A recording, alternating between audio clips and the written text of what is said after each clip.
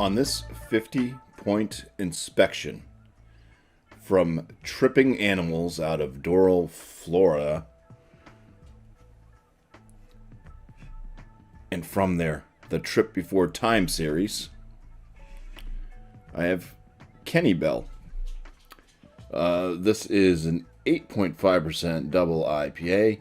Actually, let me just read the style because it's an oat double IPA, hopped with Motueka, Citra, Cryo, and Mosaic hops. Now, it's fancy can art. I do like it. And the T-Rex there. It's not really showing very well, but his eye is actually red. And it kind of like, if you hit the light just right, it kind of gleams. Like you can see it gleaming, but it's showing up as like a yellow eye. It's really red. So, anyways, they are independent craft. It does say to drink fresh and drink now. Then they don't put a can on date. So I have had this one. I'd say I've had this for maybe over a month at this point. I've been meaning to do an inspection on it, and this is my last can, and I'm going to be doing that now. So it's not like super fresh, and I don't know how old it was when I actually purchased it. I do know that it had just shown up at the packy when I did purchase it over a month ago at this point. But I mentioned before I had one of the other Tripping Animals IPAs there, and said that, hey, yeah, they're good enough that I would try more of their stuff. I don't think I scored that one super high. It was all right. It was the Gator one. But anyways, let's inspect this one. Proper glassware for my shirt.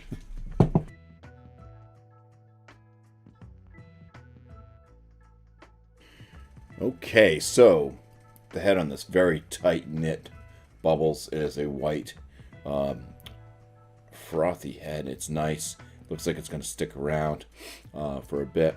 The color of the beer itself is that beautiful kind of milky yellow. Kind of makes it that potato beer look. It is very, very murky. It is a beautiful, beautiful looking double IPA. Let's get some aromas. It's very fruity.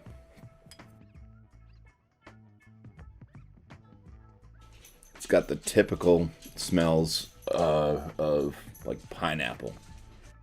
I'd say there's a bit of a floralness to this one as well. A little bit of like a lime. I almost said lemon lime, you know, but I'd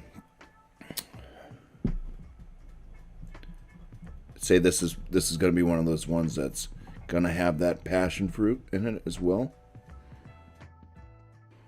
A little bit of malt action. It's kind of like a sweet wheat. Yeah, not bad. Especially since I definitely had this over a month and whatever. So,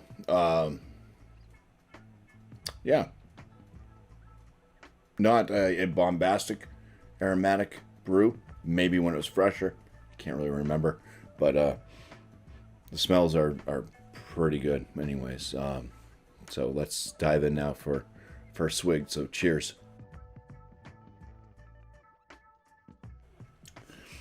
There's lots of different flavor notes in this. Let's go with the body first. It is a bit on the lighter side on the body. It is a very soft palate, though. Very soft palate. Light and fluffy. But yeah, the body itself seems to be on the light side. It's like Tropicana juice. There's a bit of like a citrusy, like kind of orange mixed with like pineapple. Some passion fruit in there.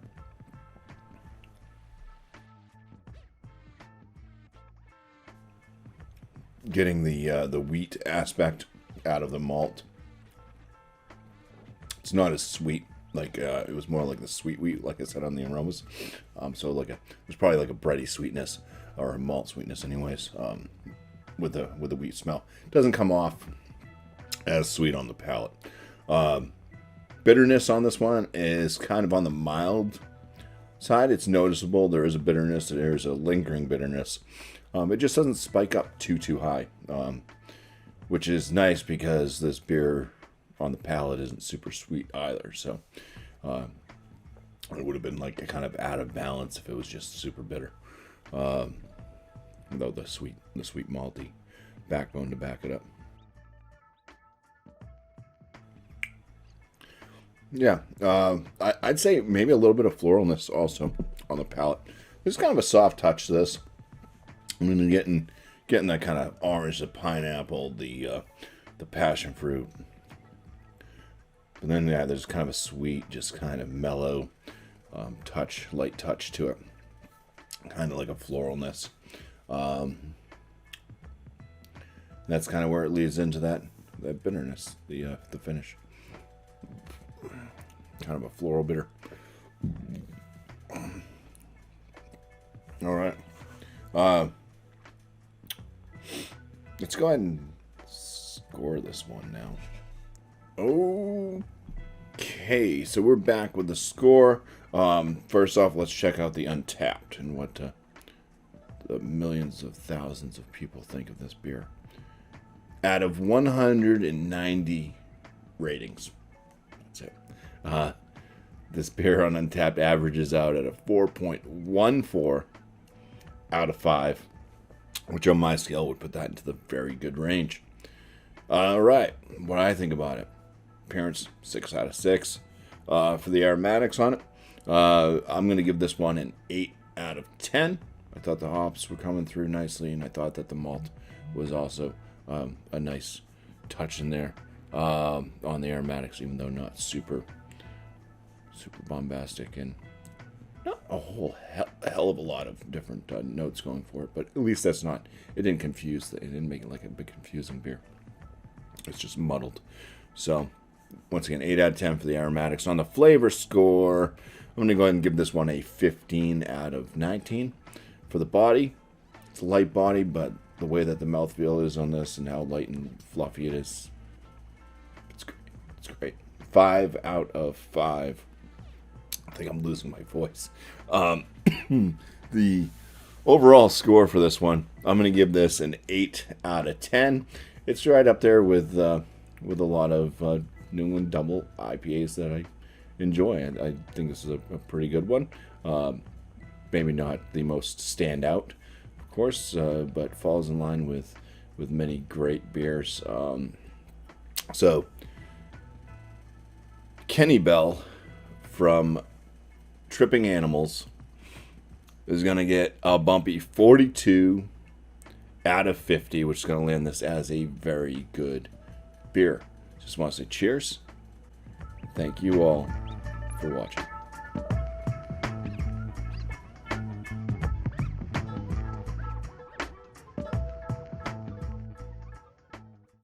It's kind of got the typical